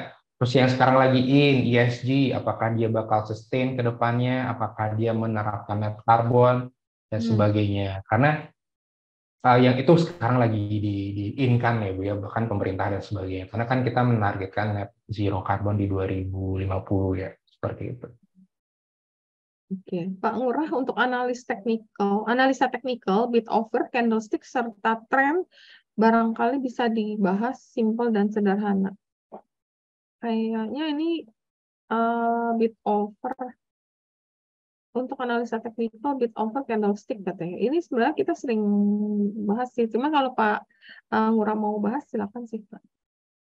Oke, kalau bid over saya nggak terlalu detail sih ya teman-teman ya, saya Bu ya. Saya nggak terlalu detail dengan bid over. Candlestick pun lebih kayak belajar pola aja ya, pattern itu Hmm. doang. Jadi kayak itu pun beberapa yang terkenal kan paling doji, Hmm. kemudian eh, hanging man, hal seperti itu nggak Hmm. terlalu detail juga. Dan tren, Hmm. paling nggak tren kalau teman-teman trading ya cari aja yang uptrend. Gitu aja sih secara simpel dan sederhana ini. Semoga Oke. bisa menjawab ya Mas Eko ya. Dibikin stokastik biasanya PP 1433 nih Pak. Oh yang tadi kali ya Bu ya, yang maksudnya Hmm. stokastiknya di setting ulang ya, Oh, heeh. yang nggak default maksudnya dia. Jadi dibuat settingannya lagi. Cuman kan ya kurang ini aja, saya lebih prefer ini aja sih. Sama aja sih nanti hasilnya. Cuman saya kalau Hmm. udah ada indikatornya langsung, kenapa lagi setting kan gitu ya. Hmm. Untuk RSI kan biasa udah masuk area beli, tapi kenapa sahamnya belum naik, Pak? Mungkin maksudnya lagging gitu, Pak. Indikatornya udah menunjukkan sinyal beli, tapi sahamnya masih lagging. Itu kalau kayak gitu gimana ya, Pak? Nah, itu dia. Balik lagi ya, kan di technical ini indikator ini cuma mendukung sebagai probabilitasnya aja ya Bu ya. Hmm. Jadi Hmm. lagi kita kan dari kita hitung kancing untuk beli apa enggak yang kayak gitu kan Iya. ya kan. Justru dengan Hmm. adanya technical dan ada indikator kan berarti ada probabilitas. Ya memang Hmm. tidak 100% benar, tapi saya pernah nih Bu, win rate saya 90% dengan Hmm. melakukan hal seperti ini saja. Hmm. Tentunya dengan kriteria saya nggak nyari banyak-banyak kok naiknya, atau wah saya harus naik 20% baru jual. Ya namanya juga swing Hmm. kan nggak usah Hmm. 20% juga cuannya kan, yang penting menyentuh resisten ya udah saya jual kan gitu kan. Oke. Dan time frame holding periodnya maksimal 1 bulan gitu. Hmm. Itu sempat kok saya nyampe 90% dari win rate menggunakan ini aja gitu. Hmm. Tapi Pak, kalau pendukung misalnya lagi katalisnya, newsnya harus ada, fundamentalnya ada. Pak, kalau misalnya ini kan banyak saham yang kayaknya udah kita jual tapi naik terus gitu, kayak uptrend itu nggak ada berhentinya. Nah, kalau kayak gitu biasa Bapak itu misalnya kan udah seneng nih, udah cuan, terus Bapak jual, terus dia naik lagi. Bapak kejar apa diemin aja Pak? Apa let it go, kita cari saham lain. Contoh misalnya kayak Aman ya. Aman kan naiknya gila banget. Terus kayak Meto yang biasanya naiknya berat banget. Kali ini rally-nya boleh dibilang walaupun secara teknikal tuh beberapa indikator udah overbought, tapi dia tetap belum kelelahan. Nah, kalau kayak gitu, kita udah jual, Pak. Apakah Bapak juga habis jual, lihat sahamnya masih strong gitu, akan buyback atau tunggu dia turun? Kalau nggak turun, cari saham lain. Iya Bu ya. Ya saya juga agak bingung sih sama yang ini ya. Iya kan? ini mau dibawa kemana ini harga sahamnya. Iya. Eh, Kalau kayak gini sih saya lebih baik cari yang lain biar aman. Just dari si resiko aja sih ya, biar nggak tahu apa, biar nggak terlalu ngejar atau greedy juga sih. Hmm. Paling tidak, misalnya ini saya juga coba contohin PGO kali. PGO kan sempat beberapa hari sebelumnya dia naiknya luar biasa juga ya, Bu ya. Iya. Nah ini yang waktu dari sini. Nah kan yang Iya. naik. Kalau kita kejar terus kan, padahal udah di sini ya udah nggak usah dikejar. Iya, udah. Sebaiknya Iya. koreksi. Nah makanya saya coba buat di sini nih supportnya. Oke, kalau Hmm. 140 sekitar 140 saya coba ambil deh lagi. Nah ternyata kan mulai mantul lagi kan ya, memang sih ada faktor X-nya ya FTSI Iya. itu. Iya. Seperti itu sih Bu. Kalau saya sih biasanya cari yang lain aja deh, nggak usah terlalu Iya. dikejar. Ya kayak misalnya contoh Pani juga begitu kan, naiknya juga Iya. kayak nggak ada hentinya. Sedangkan boleh dibilang bid overnya itu nggak terlalu tebel-tebel ya. Jadi yang aku Hmm. khawatirkan dengan Hmm. ARB yang sekarang udah simetris, kalau misalnya kita terlalu FOMO ngejar-ngejar yang naik, ternyata Hmm. ada yang profit taking, satu aja profit taking, kemudian diikutin nama yang lain, wah itu bisa runyam gitu istilahnya ya. Mendingan kita cari saham lain yang potensinya masih ada ya Pak ya. Jadi nggak usah ikut-ikutan orang yang semua pada ngomongin saham yang sama. Karena kemarin Iya. klien aku juga ada yang telepon, oh kita panik. Waktu itu sempat aku beliin kalau nggak salah sekitar 17 apa 14, aku lupa ya sekitar segitu. Naik, profit taking udah happy, ternyata dia naik lagi. Ya udah aku bilang kan cari saham lain ya. Nah, kemarin kan naik karena dia memang RUP. Cuman pengalaman biasanya habis RUP dia suka profit taking. Nah, itu waktu di bawah tuh Pak, yang di bawah 2017-an kalau nggak salah aku beli. Terus naik mendekati yang naik barnya tinggi, aku profit taking, ternyata dia istirahat. Naik lagi, istirahat sebentar, lanjut. Jadi semua kata temennya ngomong itu. Nah, itu kalau semua orang udah ngomong, kita udah mesti waspada nih. Kalau misal harga segitu kan banyak saham lain yang juga masih ketinggalan ya Pak ya.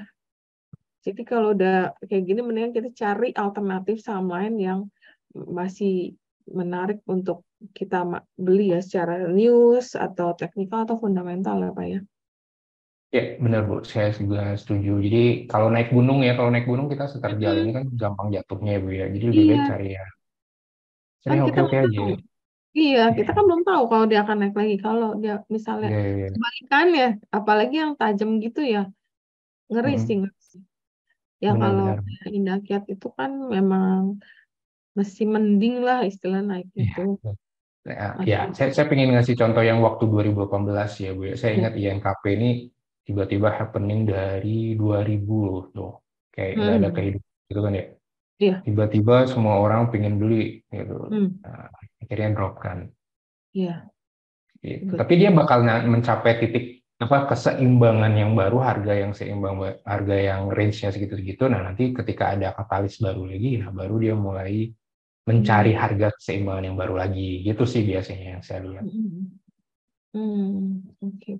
Tapi biasanya kalau ada naik kencang gitu, seringkali ada smart money-in nggak? Bapak suka perhatiin nggak? Kalau dulu itu, kalau nggak salah sebelum dia naik kencang ada berita, ada pemegang sahamnya nambah saham.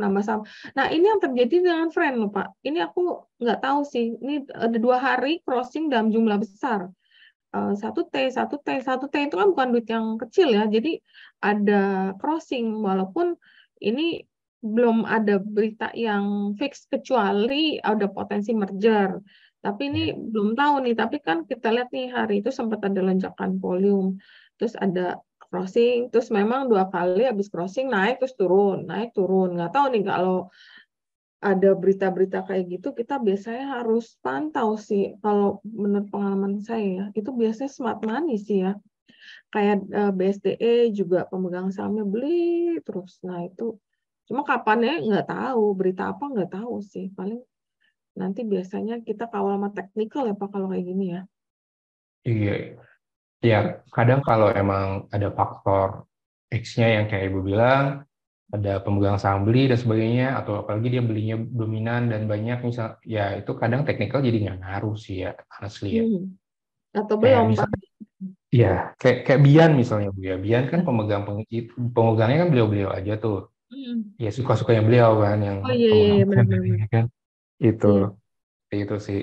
Tapi itu dia kan beli di market. Ini dia beli pasar nego Pak. Jadi agak Oh, menjadi pertanyaan gitu, walaupun jawaban dari pertanyaan kita itu belum terjawab, karena hanya waktu yang bisa menjawab nih, ada apa gitu dengan saham ini. Makanya kalau selama technical misalnya breakout nanti terus keluar sinyal nih nanti di screening apa nih, berarti itu lebih mengkonfirmasi bahwa akan ada terjadi sesuatu. Sampai sekarang sih sinyalnya masih nggak jelas antara iya atau enggak. Kadang dia breakout, habis itu keluar seller, memang belum pasti sih. Terus Pak, ini ada pertanyaan berikutnya. Pak, izin tanya Pak, saya punya saham BTPS, tapi kepo, kadang-kadang mau beli, kadang-kadang takut. Banyaknya analisa yang berseliweran. Saham tuh dilihat dari sudut pandang Bapak itu layak buy sebagai saham investasi itu gimana sih? Oke, saham untuk investasi ya jadinya ya. Oke, Hmm. nah BTPS ini kan sebenarnya concernnya di kualitas kreditnya ya. Kalau kita Ya. cek laporan keuangannya, kan NPF-nya dia tergolong lumayan naik ya dibanding tahun-tahun sebelumnya. Hmm. Concernnya itu doang. Jadi bank itu ya sebenarnya paling gampang versi saya cuma ngelihat kualitas kreditnya sama lihat net interest margin-nya. Sebenarnya dua itu aja sih ya. Salah satunya yang misalnya dominan karena mau dia target kreditnya tercapai, target dana pihak ketiganya tercapai. Kalau kualitas kreditnya baik, Bu, itu Hmm. otomatis si bank wajib mencadangkan CKPN. Kalau dia udah cadangin Hmm. CKPN atau cadangan kerugian penerimaan nilai, maka itu labanya bakal anjlok gitu loh. Karena dia Hmm. cover ketika si kualitas kredit jelek ini memang benar-benar gagal bayar. Nah, itu yang dipakai untuk ngalangin gitu loh, Bu. Itu Oke. menurut saya. Makanya kualitas kredit salah satu kuncinya kalau di bank ya, apa baik syariah maupun yang konvensional. Hmm. Nah, kalau saya melihat untuk in the long term cari emiten yang seperti apa, memang jawabannya jadi agak ini ya, agak lebih berpikir keras ya, karena kan kita harus mencari sustain-nya ya. Ya. Yang coba Benar. saya coba cari tahu dari sini ya, Mas. Hmm. Jadi saya punya data seperti ini. Jadi emiten yang market cap di atas 50 triliun, saya selalu ambil datanya tiap bulan, Bu. Hmm. Historical. Jadi saya ingin tahu sebenarnya di grafiknya kayak gimana sih. Jadi saya Hmm. ingin misalnya posisi akhir bulan Agustus kemarin di akses tanggal 1. Nah ini saham-saham yang kategori market cap di atas 50 triliun berserta dengan kinerja harga sahamnya year to date, 10 year, 5 year, and 1 year. Dari sini saya melihat ternyata tidak semua saham yang besar market cap-nya Ya. konsisten, ya kan? Konsisten dalam hal long term. Jawabannya katakan, misalnya HMSP, Hmm. ini udah pasti long term nggak oke dong. Hmm. Unilever, ya padahal size-nya besar, sehingga Hmm. saya coba lihat saring lagi, oh ternyata yang konsisten itu justru yang bank Hmm. ya, yang kategori bank ini konsisten dia naiknya in the long, apa kalau kita ngomongin historicalnya. Hmm. Sekelas Telkom pun itu naiknya cuma 55% dalam 10 tahun. Itu kan kecil banget kalau kita just bagi rata-rata ya, Bu ya. Berarti kan cuma 5% setahun. Jelek banget dong. Ya kan, Ya. buat apa kita invest dengan return cuma 5% setahun. Hmm. Dan yang signifikan luar biasa justru saham-saham yang kadang di luar dugaan, misalnya BRPT, Hmm. TPIA, Ya. dia. Nah, tapi kan ini ada faktor X-nya, ada faktor Ya. di luar fundamental things-nya. Sehingga yang kayak gitu kita juga kesampingkan. Sehingga kalau Hmm. pertanyaannya saham apa yang oke untuk jangka panjang, saya lebih masih prefer saham-saham perbankan sih, Bu. Karena Hmm. ekonomi Hmm. Indonesia ini kan size-nya besarnya itu di bank ya. Maksudnya industri perbankan itu kan size-nya kalau kita cek itu ribuan triliun kan.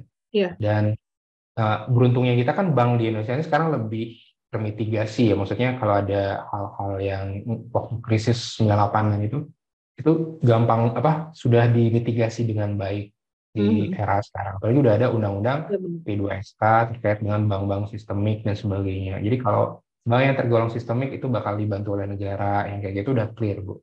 Sehingga Hmm. jawabannya saya lebih prefer bank kalau kita mau yang sustain defensif Hmm. banget. Hmm. Tapi kalau kita mencoba agak sedikit beresiko, coba Hmm. cari tahu perkembangan 10 tahun ke depan kayak gimana sih. Karena misal ya, 15 tahun dulu, 15 tahun yang lalu kan kita nggak tahu ya, Bu ya, ada yang Hmm. namanya si online, atau Iya. Gojek, Grab, itu kan kita nggak tahu kan. Oh ternyata Benar. ada dan bahkan laris banget kan. Iya. Bahkan kita tinggal duduk pesan makanan bisa. Ya siapa tahu 10 Mm-mm. tahun lagi kan yang sering diomongin orang adalah AI. Iya. Kira-kira apa sih yang bakal terjadi 10 tahun lagi? Karena kan bank pun katanya bakal mengurangi tenaga kerjanya dia. Bahkan kantor cabang baru pun sudah nggak ada kan sekarang Bu ya. Karena semuanya sudah lewat digital.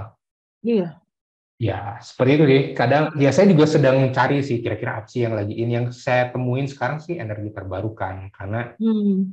sepertinya seluruh negara akan ngomongin itu karena mau tidak mau ya, karena planet bumi kita kan sudah panas, sudah Iya. melewati standar yang dianggap ideal, sehingga jangan sampai itu terlalu berlebihan, ujungnya tidak bisa balik lagi ke kondisi normal. Nah, itu kan semua orang kena jadinya. Jadi ya, menurut saya udah saatnya kita lebih aware terhadap lingkungan di saat ini. Iya, iya. Gitu sih. Setuju sih, Pak. Oke, oke. Terus, eh tadi ini pertanyaan sih sebenarnya umum. Kayaknya sih stock screenernya yang TradingView itu gratis kan ya, Pak ya? Gratis, gratis. Ini kebetulan aja saya pakai yang punya saya, padahal kalau lewat gratis kelihatan sama juga kok. Bisa juga seperti yang tadi kok. Iya, gratis Hmm. itu.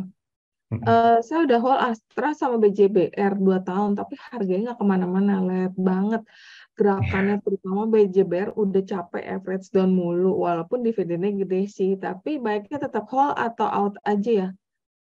Nah, ini gimana nih Pak? Kalau asli mungkin karena DER nggak sih Pak? Faktor DER-nya yang agak tinggi ya. Ya, utangnya ya, Bu ya. Dan kita tahu juga kan dia melewati pandemi kan ya, paling nggak yang sektor properti, retail, kalau udah berhasil Iya. melewati pandemi, kita harus akui mereka oke loh, karena mereka udah melewati masa-masa yang berat banget. Hmm. Jadi tinggal nunggu sih ya kalau kita ngomongin properti, apalagi properti itu kan Benar. ketika suku bunga acuan bakal turun yang diproyeksikan tahun depan akan udah mulai turun. Ya. Nah, itu untuk Asri. Nah, kalau Asri sendiri kan dia punya GWK kan Bu ya, Garuda Wisnu Kencana itu kan mulai naik lagi kan, meskipun Ya. proporsinya masih kecil sih dari sisi revenue-nya total Asri. Kalau si BGBR, nah kalau ini kan bank daerah ya, bank daerah kan sebenarnya punya competitive advantage ya, mulai dari pemegang kas daerah, terus dividen yield-nya besar. Tapi kalau kita lihat kinerjanya dia memang agak stuck sih ya, maksudnya Hmm. belum terlalu growth banget. Hmm.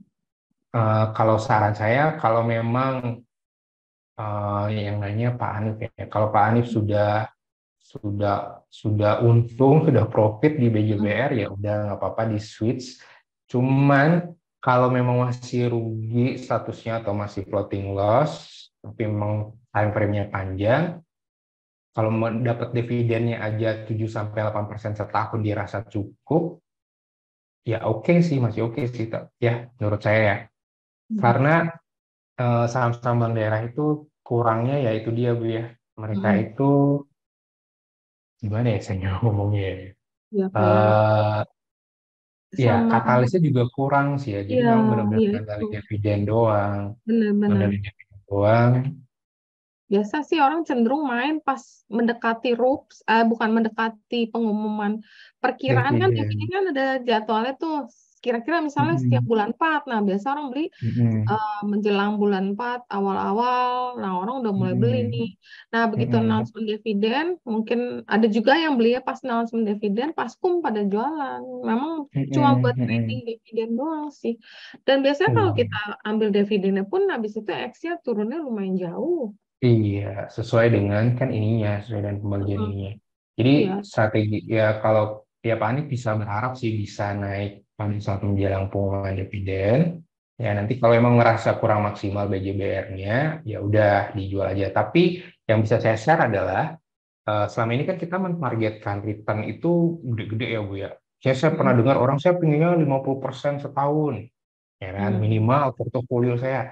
Sebenarnya dari sudut pandang perencana keuangan, sebenarnya Hmm. udah minimal 2 kali inflasi itu udah oke Bapak Ibu ya. Hmm. Sudah oke. Jadi misalnya Hmm. inflasi 5%, return Iya. portofolio kita 10% setahun. Ya itu sebenarnya udah oke, teman-teman. Ya, Oh. jadi jangan merasa bahwa oh kayaknya kurang banget ya. Karena kan Hmm. memang di sosial media orang-orang kan pamernya yang heboh-heboh Iya. aja ya, yang bagus-bagus Iya. aja.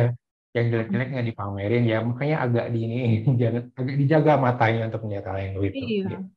Dan kadang-kadang kalau namanya sosmed itu bisa juga dipoles dulu gitu. Memang ada satu Iya. akun dibikin kelihatannya profit, tapi dia merugikan di account yang lain. Itu potensi itu ada loh. Jadi yang dikasih lihat nih yang cuan, padahal dia rugi. Jadi dia makan barang sendiri dengan rekening lain.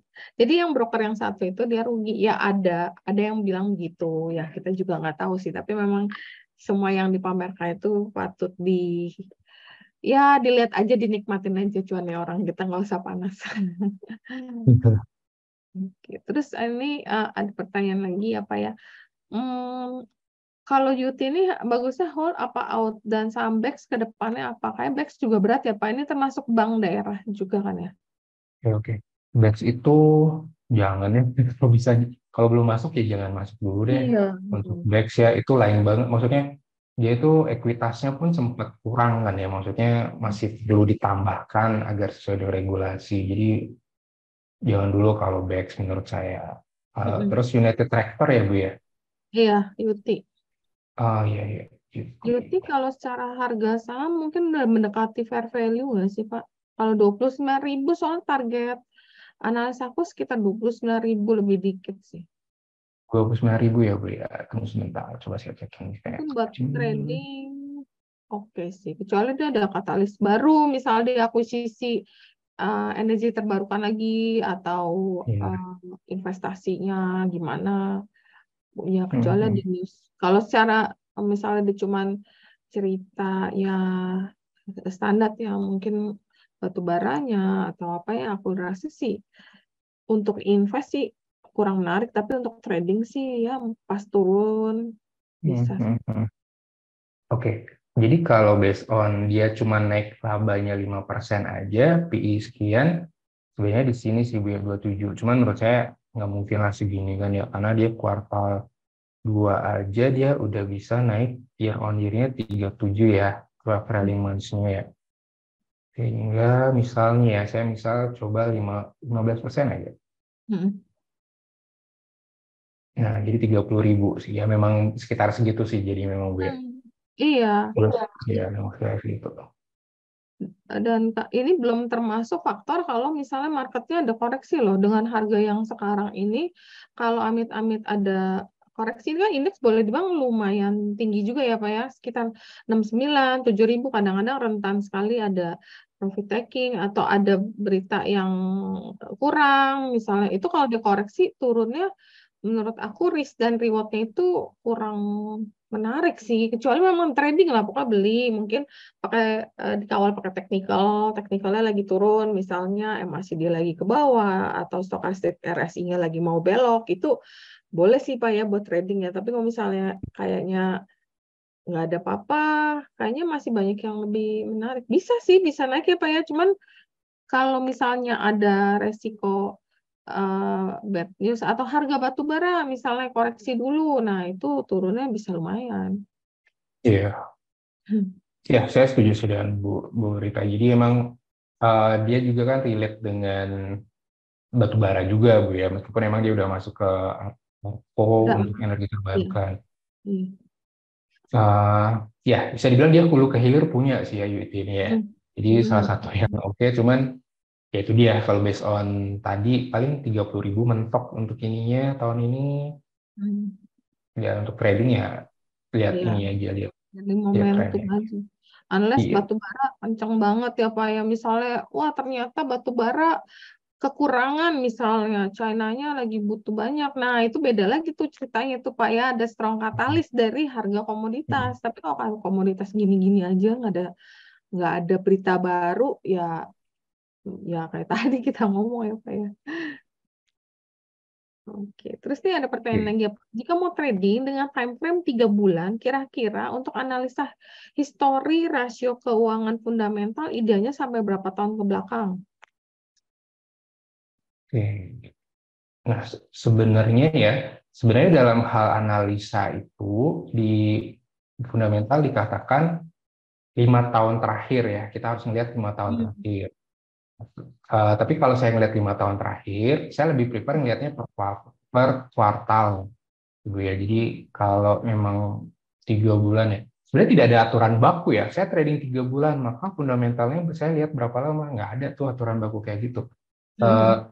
Berarti kalau 3 bulan, at least dia harus ngelihatnya waktu down gitu. Jadi kayak makronya dulu, lihat makronya kira-kira bagaimana. Apakah selama 3 bulan ke depan dan suku bunga acuan bakal naik? Apakah Mhm. ada kemungkinan inflasi naik? Nah, itu Mhm. malah justru kita ngomongnya. Setelah kita Mhm. ngomongin itu, jika suku bunga acuan turun, maka sektor apakah yang menarik 3 bulan ke depan? Nah, baru gitu ngomongnya. Oke, sektor yang biasanya historical akan naik ketika suku bunga acuan turun adalah properti misalnya. Terus di properti itu langsung kita cek lagi, oh dari sektor properti ini kira-kira saham mana sih, perusahaan mana sih yang masih under value, gitu kan ya. Dari Mhm. under value itu baru kita coba mencari tahu.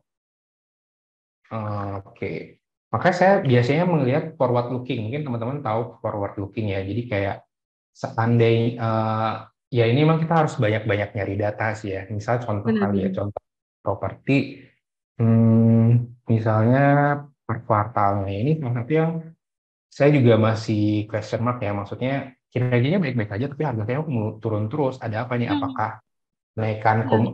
kenaikan harga energi akan selalu berbanding terbalik dengan properti atau bagaimana? Itu yang saya coba cari datanya. Nah, dari sini saya misalnya Pakuwon ternyata dari si proyeksi sebenarnya 527 memungkinkan, ya Mhm. kan, dengan harga laba naik 15%, price earning di angka 14, ya, jadi kan masih murah nih secara persening rata-rata 5 tahun. Terus misalnya kita targetin 15%, 15% datangnya dari mana? Nah, ini dia. Dia memang bilangnya recurring income aja sih, tunggu 15%. Jadi misalnya Mhm. kalau kita ya udah jangan 15%, misal kita nggak terlalu optimis 10% gitu. Kira-kira dia bakal kemana sih harganya? Yang kayak Oh. kayak gitu ya. Jadi harus Mhm. di biasanya saya gini doang sih, Bu Oh. Rita dan teman-teman ya. Saya cuma ngecek ini, oke, coba saya buat 10%, oh 522 nih. Coba saya lihat second opinion, oh Mhm. 597. Coba yang lain, oh 574. Ya, pasti Mhm. range-nya sekitar-sekitar gitu. Jadi kalau kita ngerasa, oke, saya ini nggak terlalu optimis, coba 52, cuma nambah tumbuh 10%, ternyata 522 dia idealnya. Nah, di situ kan Mhm. berarti ada peluang nih, Mhm. ya. Nah, cuman kan Benar. yang terbaru yang saya tahu suku bunga acuan kalau nggak salah ada yang bilang semester 1 atau Q2 tahun depan, ada yang bilang Q1 2024. Ya, Iya. yang jelas secara historical suku bunga acuan turun maka properti salah satu yang diuntungkan gitu sih. Iya. Nih ada yang nanya mengenai Toba, ini Pak Ramai benar. Toba kan PDV 0,5. Menarik nggak menurut Bapak? Banyak Hmm. ya ini ya. Mm-mm. Toba kayaknya sellernya itu yang nggak kelar-kelar deh. Dan barangnya kan tipis ya Pak ya. Jadi gampang sekali begitu ada satu yang jualan gede, ya langsung deh turun. Terus yang beli langsung mengkeret nggak mau belanja dulu. Nah itu suka begitu sih aku perhatiin. Kalau just dari chartnya berarti kan masih downtrend ya Bu ya. Agak Iya. risiko juga sih kalau nanti tapi kalau ngelihat kalau sudah hold, saya sendiri ngerasa meskipun dia masuk ke kendaraan listrik kan ya Bu ya, dan ada faktor lain-lainnya, cuman Iya. kalau ada yang lain jangan jangan deh. Nggak usah dulu Ada deh. pilihan lain jangan ya jangan masuk Toba Iya. dulu deh. Iya sih, Mm-mm. aku juga mungkin Toba ini ya aku bilang Toba ini mesti pakai pakai teknikal loh. Kadang-kadang dia bisa naik sendiri tanpa ada berita, tapi kadang-kadang beritanya keluar, teknikalnya berubah jadi sell gitu loh. Jadi ya mungkin kayak gini lebih di tradingin aja kali. Karena ya tadi Bapak bilang masih dalam tren, jadi kita nggak tahu nih turunnya sampai kapan, nanti naiknya kapan kita nggak tahu. Sedangkan ada saham lain yang berseliweran naik, terus kita punya porto kagak bertumbuh nanti kan Pak. Nah, terus ada juga yang nanya mengenai Inco. Sebenarnya Inco aku suka, cuman Inco itu aku bilang masih ada masalah dengan akuisisi nggak sih Pak? Jadi itu ada Ya, overhang gitu Pak. divestasi ke pemerintah itu ya Bu ya. Iya Benar-benar. benar. Jadi Itu memang menjadi ada aturan dia harus jual sahamnya dia. iya, jadi ini kayak masih tarik ulur. Karena masih Ya. tarik ulur, ya sekarang gimana mau naik gitu loh. Pasti yang beli kan maunya mengharapkan harganya lebih murah ya. Nah, yang jual juga ngapain gitu. Memang agak mungkin ada overhang di sana kali ya, Pak ya. Ya, apalagi ada isu bahwa mereka tidak akan diperpanjang masa ininya Hmm. kan Mm-mm. sebelum itunya kelar dan clear. Iya, Nah, yang kayak gitu sih. Itu kan menambah ketidakpastian. Ketika ada iya, ketidakpastian, maka niat big institusi atau apa yang bisa get market ini maka nggak masuk situ kan gitu kan ya. Gitu iya sih. benar. Iya, sebenarnya info ini sangat-sangat menarik. Dan info ini sebenarnya direct impact dari harga kenaikan nikel ya, Pak ya. Cuman ya Benar. mungkin ada faktor overhang daripada akuisisi atau penambahan saham dari government. Kemudian ya ada beberapa hal tadi. Jadi mungkin itu yang menyebabkan harga info itu masih belum bisa naik. Walaupun saham lain udah naik. Oke, mungkin kita akan jawab satu pertanyaan terakhir di sini sebelum kita masuk ke teknikal ya, Pak ya. Oke, tadi kita udah bahas ESA belum, Pak? Oh, Esa, belum ya Bu ya? Ya, ESA Bapak suka nggak tuh? Soalnya harga amonianya Amonia ya? lumayan dan harga sahamnya kemarin tuh masih laggard. Jadi kayak ketinggalan gitu, Pak. Sedangkan Indakiat juga begitu harga pulpnya naik, harga sahamnya mulai meroket gitu kan. Ini kemarin, ini tiap hari nih naik nih amonianya, tapi sahamnya belum mau jalan-jalan, udah mulai naik. Dan teknikalnya juga udah breakout. Iya, berarti kan memang CSI ini salah satu yang komoditas banget yang rely on dia jualan apa, naik apa enggak kan gitu ya Bu ya. Benar, Kuncinya di benar. situ sih. Ya kalau memang kalau ngelihat dari sisi chartnya sendiri, eh, ya biasanya sih kalau saya untuk lihat harga komoditas saya ngeliatnya di trading trading ekonomik ya pasti udah pada Hmm, tahu semua. hmm. Saya cuma ngelihat dari situ aja sih Bu. Jadi kalau amonia naik, harga sahamnya masih agak ini, ya ada peluang sih. Sama sebenarnya ada rumor yang beredar di market bahwa ESA itu Hmm. ada rumor akan membuka pabrik amonia baru yang bekerja sama juga dengan salah satu emiten. Rumornya begitu. Dan itu pabrik akan jadi di 2025 kalau nggak salah. Dan itu belum diumumin. Nah, mungkin begitu diumumin itu menjadi katalis. Karena namanya penambahan pabrik berarti ada penambahan kapasitas. Penambahan kapasitas ya berarti ada kenaikan profit, tapi masih 2025 itu kalau kalau nggak salah gitu ya jadinya. Tapi ya sekali lagi rumor itu kadang-kadang benar, kadang-kadang uh, belum kebukti kebenarannya. Jadi kita tunggu aja. Ini ada juga nih yang nanya Temas terus nih Pak. Oke, kita jawab yang Temas yang terakhir ya Pak. Temas kenapa turun sendiri dibanding teman-temannya? Temas itu kan ini ya Pak, apa yang namanya, kapal tapi yang berupa bukan bawa oil and gas tapi lebih ke, aduh apa sih aku lupa deh. Batu bara kan ya, komoditas kan yang Bukan, dia bukan, angkut dia ya. bawa kontainer, eh, sama kayak SMDR. SMDR ya.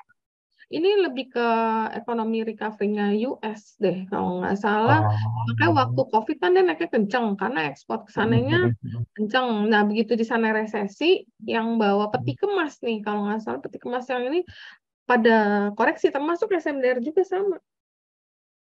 Ya, Mungkin karena kan waktu itu naik, memang ongkosnya naik kan ya Bu ya. Jadi benar. karena ada demand yang tinggi tapi supply yang terbatas. Ya, Pandemi iya, kan ya, akibat pandemi. benar. Ya, jadi kalaupun melihat harganya pun sebenarnya dia range-nya biasanya sekitar segini dan dia udah ngelakuin stock split kemarin. Hmm. Kalau dilihat dari kinerja keuangan, saya udah punya nggak sih datanya? Iya, stock split baru belum lama ini. Hmm.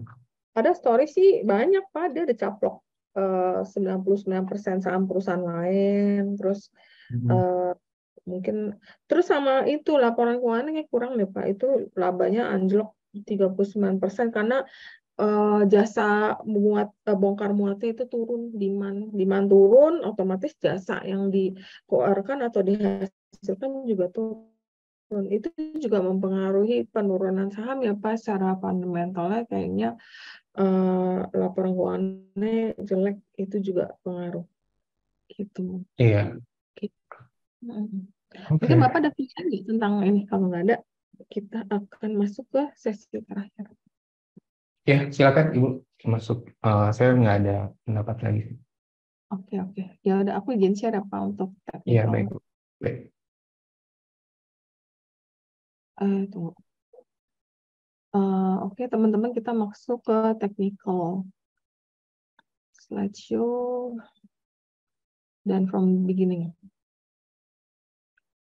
Seperti biasa, disclaimer untuk teknikalnya. IHSG kalau bullish skenario, IHSG koreksi namun segera kembali berada di atas support uptrend line jangka pendek. Bertahan di level tersebut akan membuka peluang untuk rally menuju target symmetrical triangle di 7130.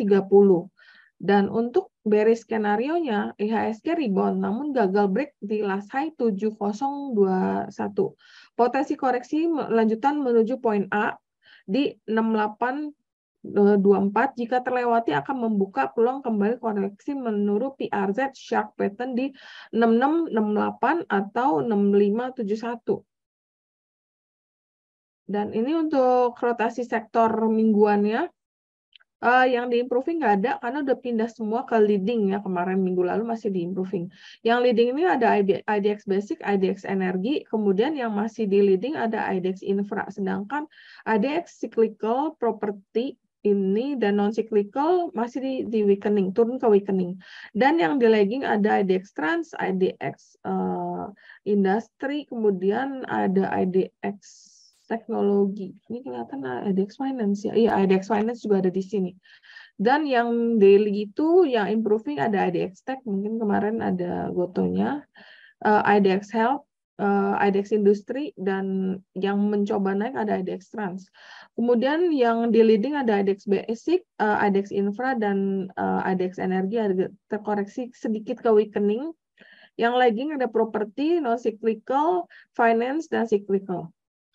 Dan IDX Energi yang weekly ini yang menarik, biasa aku suka lihat yang di improving, ada ITMG, ada Robayan, kelihatannya batu bara nih ya, tiganya ada di sini. Yang ada di leading ada ADMR, kemudian ada yang naik kencangnya apa ya? GTBO ya, GTBO, kemudian ada Wins, ada Medco, ada Energi, ada Bumi, TPMA, dan Dewa ini kelihatannya ada di persimpangan antara weakening. Dan yang di weakening ada Doit, ada Elsa, ada RMKE, ada MBSS, KKGI, Soci, Harum, dan yang di lagging ini ada Petrosi, kemudian ada Akra, ada Pegas, ada Indi.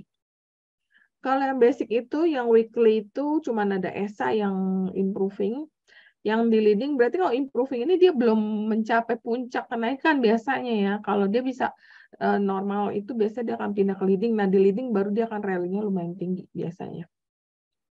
Kemudian yang leading itu ada BRMS, ada Barito, ada Tekim, tapi Tekim kelihatannya mulai kehilangan momentum, mulai agak turun, tapi masih ada di leading. Kemudian yang weakening itu ada Indakiat, ada ADMR, ISSP, Arci, INTP, Semen Gresik, SMCB yang semen-semenan ada di weakening. Kemudian yang di lagging ini ada Avia, ada TINS, ada PSAB, ada MDKA, ada NIKL, kemudian ada Keras, TPIA, Antam, SMBR. Dan untuk saham yang menarik, BCA itu koreksi, namun bertahan di support uptrend line jangka panjang di 8950. Rekomendasi teknikal untuk BCA adalah buy, rebound dari level 8950, maka BCA akan menguji resisten di 94. Jika berhasil melewati 94, baru BCA akan berpeluang rally menuju 99. Buy area bisa dilakukan di 92 hingga 8950 dan target pertama 94, target 2 99 dan stop loss di 8850. MACD-nya masih negatif, para besar juga masih negatif. Kemudian ada MBMA yang terkoreksi bertahan di poin A yaitu di 840. Maka bertahan di level tersebut akan membuka peluang untuk MBMA rally lanjutan menuju PRZ sharp pattern di 8975 dan 990. Buy area bisa dilakukan di 88 hingga 84, target 1920, target 299, stop loss 825. MACD-nya udah positif.